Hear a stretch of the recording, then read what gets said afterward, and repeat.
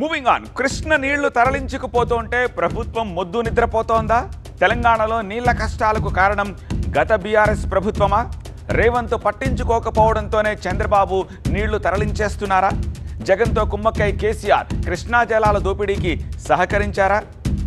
Yes, ప్రభుత్వం కళ్ళు తెరవాలి, ఏపీకి నీళ్లు వెళ్లకుండా ఆపాలి అని చెప్పి హరీష్ రావు అంటుంటా.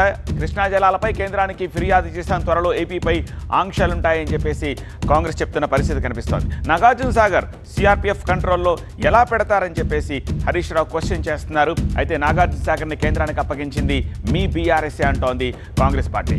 ఇలా కృష్ణా జలాల అంశం ఈ రెండు ప్రధాన పార్టీల మధ్య వివాదంగా మారింది. కృష్ణా జలాల కోసం ప్రధాని ఆఫీస్ ముందు అఖిల పక్షం ధర్నా చేద్దాము, మేము రావడానికి సిద్ధంగా ఉన్నామని చెప్పి హరీష్ రావు అంటుంటే, కృష్ణా జలాల్లో 299 టీఎంసీలు చాలని బీఆర్ఎస్ ప్రభుత్వం లిఖితపూర్వక ఒప్పందం చేసుకుందన్న విషయాన్ని గుర్తు చేస్తుంది కాంగ్రెస్.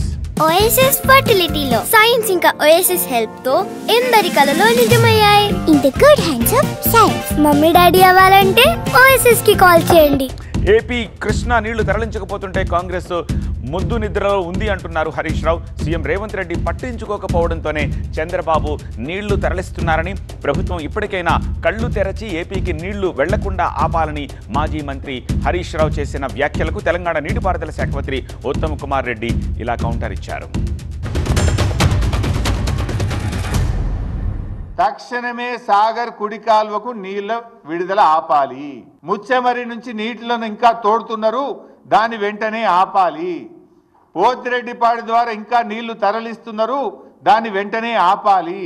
ఈ ఉన్న 100 టీఎంసీలన్నా మనం తెచ్చుకుంటే ఆ కల్వకుర్తి కానీ, నెట్టంపాడు కానీ, భీమా కానీ, కోయిల్ సాగర్ కానీ, ఏఎంఆర్ ఎస్ఎల్బిసి కానీ, సాగర్ ఎడమ కాలువ కానీ, ఈ మహబూబ్ నగర్, నల్గొండ, ఖమ్మం, హైదరాబాద్ త్రాగునీటి అవసరాలకు కొద్దో గొప్ప మనం సర్దుకొని వ్యవహారాన్ని నడిపించుకునే అవకాశం ఉంటుంది. లేకపోతే మీరు ఇట్లనే మొద్దు నిద్రపోతే ఇటు ఖమ్మం, నల్గొండ, మహబూబ్ నగర్లో పంటలు దెబ్బతింటాయి. ప్రజలకు రేపు త్రాగడానికి కూడా నీళ్లు లేక ఇబ్బంది పడే పరిస్థితి వస్తుంది. ఇది ముమ్మాటికి కాంగ్రెస్ ప్రభుత్వ వైఫల్యము. ఈ ప్రభుత్వం చేష్టలుడికి చూస్తున్నది, మొద్దు నిద్రపోతున్నది. కనుకనే ఆంధ్రప్రదేశ్ తన ఇష్టం వచ్చినట్టుగా నీటిని ఇవాళ తరలిస్తా ఉన్నది. 10 ఏళ్ల పాటు మీరు ఇరిగేషన్ శాఖని నాశనం చేసేసినారు.